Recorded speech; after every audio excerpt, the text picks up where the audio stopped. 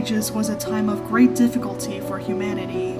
When the Roman Empire fell, so did the rest of the world. Culture, science, and economics had declined, causing many lives to crumble. Many would tell you that the Black Death was the worst part of that era, but the plague paled in comparison to Europe's true worst nightmare, a being so evil that his name still strikes fear into the hearts of those who know of him. This is the story of Bloody Cornelius.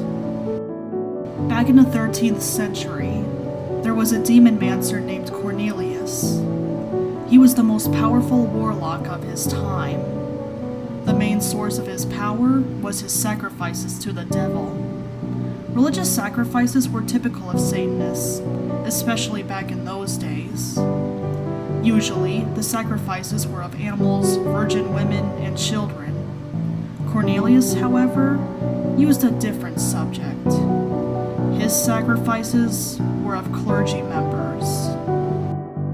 Cornelius believed that sacrificing men and women of the cloth would boost his status in Satan's eyes and make him his most powerful servant. He collected his victims through the demons he summoned.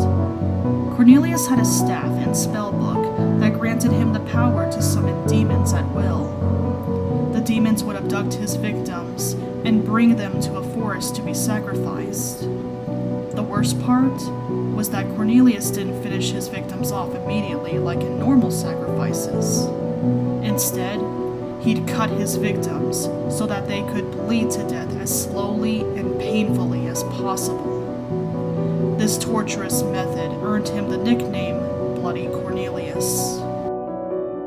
For years, Bloody Cornelius's power and body count grew, but in 1281, his reign of terror came to an end. Bloody Cornelius was captured by the Knights Templar.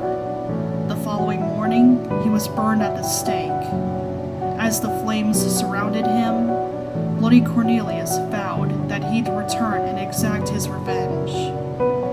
Many have brushed those last words off as an empty threat, but those who visited the forest where the sacrifices took place swore that they saw Bloody Cornelius's ghost roaming those woods.